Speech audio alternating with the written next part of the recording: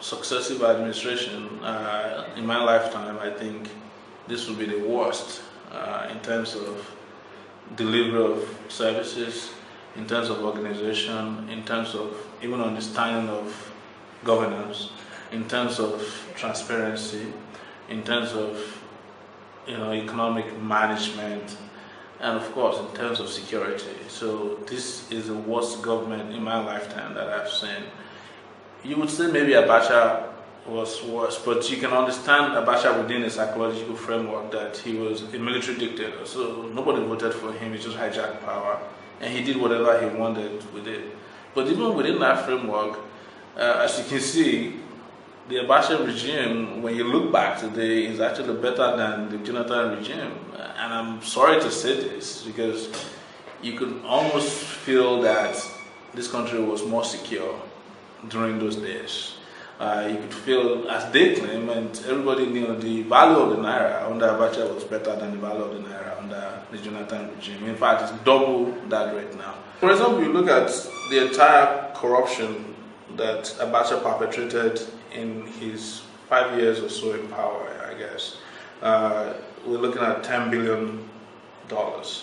Jonathan's people stole at least 20 billion in less than 2 years from just sales of crude oil alone. If you add that to what the oil marketers, importers stole, which was 6.8 billion, so you are looking already at $28 billion stolen under Jonathan's regime.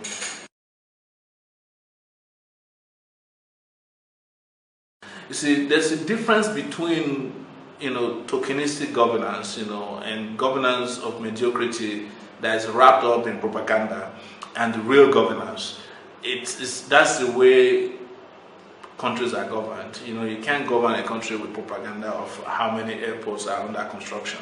You actually judge a government by how many airports they're able to construct within a reasonable period of time, within a reasonable cost in terms of resources. They said a few months ago that they have turned around the power sector by privatizing the power sector, the distribution companies.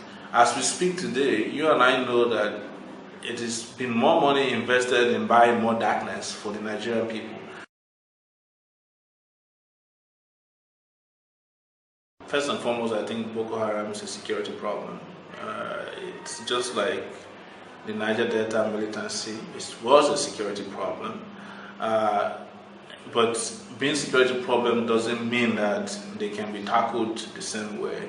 I think it has to be a combination of factors, including, most importantly, making sure that people find the right balance within society to survive, so that crime does not become attractive to them, any kind of crime. So for as long as the Nigerian police is not doing its job, bogged down by corruption, so as long as the Nigerian army is ill-equipped and incapable of fighting any kind of war inside of and outside of Nigeria, all these problems, as small as they look, can become really, really big. And it is compounded by the incompetence of the President of the Federal Republic of Nigeria, Goodluck Jonathan, who doesn't have a clue how to resolve any of this problem. So that's why every small problem in this country under his regime, and perhaps before him, had escalated to become a major problem. When they were judicially executing Boko Haram people, we were the ones who were warning them that this will become a major problem. But what were they doing? As they do today, they were calling us names that because we were asking for them not to kill people extrajudicially, we were sympathetic to terrorists. No, we're just saying that for as long as you do things the wrong way, they will hunt you in a bad way. And that is where we're saying, especially when you have the kind of government that doesn't even know how to tackle any of those problems. I don't want to be appointed to government, but I'm also not ruling out the possibility that I'm capable of governing a country better than any of these characters that are governing the country, and I'm serious about it. But that is not to say, to clarify, that I'm trying to position myself for political office. if it does come, I won't lie about it. I'm not going to lie and say that I had a dream or that God asked me to go and do it. I cannot be in a government. I cannot be a minister who goes to a meeting and be praising the president and claiming that things are all right when things are not. I'm the kind of person who will show up and say, Mr. President, you know, you're running a bad country. This place is terrible. People are going to overrun this chamber very soon. You would have known that we've made it, in fact, one of our duties to reveal plots along the line that President Jonathan did not want to leave and did not want to hold elections. I think one of our stories emerged almost immediately after he became president in 2011, where he had met with Pastor Bakari, Yinka Odumake, who now works with him, to give them $100,000 bribe. And one of the things he said at that time is like, why are we doing an election? I want a 6-year term. And so I can leave this place. I would have done 8 years. I'm done. And we've been following ever since. As of October last year, we also wrote a story saying that there are no plans for elections, that President Jonathan doesn't want to hold elections. And we have been writing consistently 2 weeks before the election that these are the plans. Before and after the NSA went to London and set off course to a person who has been around for 30 years, fighting for the betterment of this country, first as a student union leader, and of course as a leader of a media movement that brought the government that is today into power. Because you came to power on my back.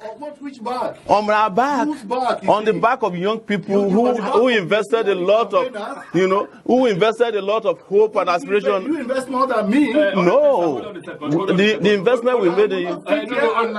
No. Come and make noise. No, it's not about noise. It's reality.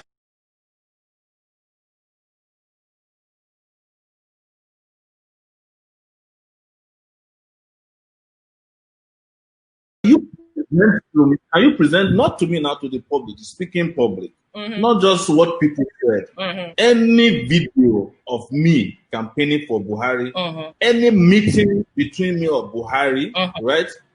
Any article I wrote on behalf of Buhari that asked Nigerians to vote for Buhari in 2015, or is it in 2019 that I ran against him, abused him across Nigeria? Can you please present it as an evidence that I voted for Buhari, or that I asked people to vote for Buhari, instead of just making up stories based on